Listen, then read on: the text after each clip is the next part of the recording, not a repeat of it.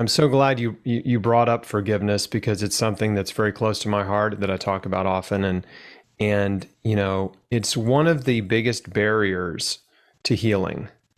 That if a person is not willing to forgive the people that have hurt them in life, if they're not willing to forgive themselves, if they're not willing to repent and ask God to forgive them, they will stay in a perpetual state of guilt and shame and resentment and bitterness. Hmm. And it's completely toxic. It's so destructive to health. And I, it, it reminds me, uh, of Dr. Kelly Turner's book, Radical Remission, because in her research, and she has two books, but in her research, she found that there were 10 common factors between people who survived against the odds, like yourself and me. And only three of those 10 factors were physical: diet, exercise, and then like supplementation. The Hmm. other seven factors were mental, emotional, and spiritual, right? Right. And social. And so you just think about if they're all weighted evenly, which who's to say? If you're only doing physical things to help yourself, you're missing 70% of the equation.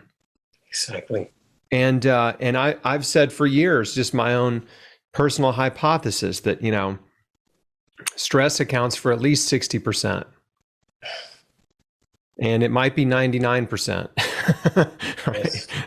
And if you don't address the causes of stress in your life, then you may not get well. And so if your life is at stake, if it's a matter of life and death, what do you have to lose by changing your whole life, by forgiving every person who's hurt you, by reaching out to God and saying, okay, you got my attention, I'm here, right? I surrender, Yeah. and see what happens.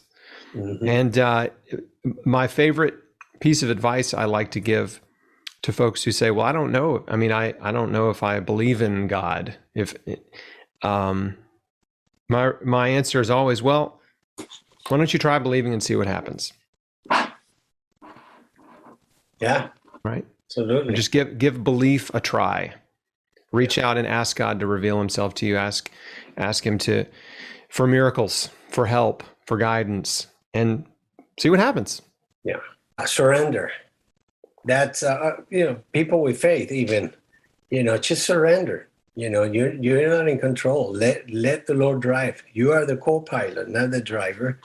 The moment that you do that, also things change.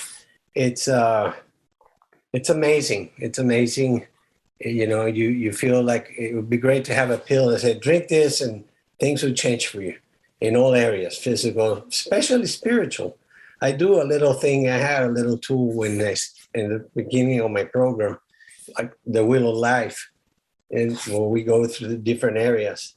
And I'm telling you, 90% of the time, that the weakest one is the spiritual.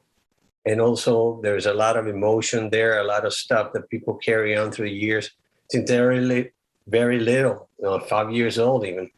And so there's a lot of work there. But if they really want to do it, if they really want to just make the change, because it has to start with them, and we're just guiding them, things change. You're right.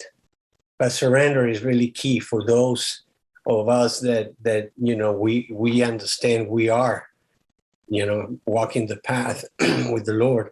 Sometimes we want to be the one controlling, and then I have to do it many times. Oh, I surrender. What am I doing? I can't do this alone, and things change for me again. Just go back to my peace. Thanks for watching. If you like what you just saw, why not subscribe? Here's a link to do that. And if you'd like to watch the full interview, you can find it at chrisbeatcancer.com. There's a link to it in the description right below this video.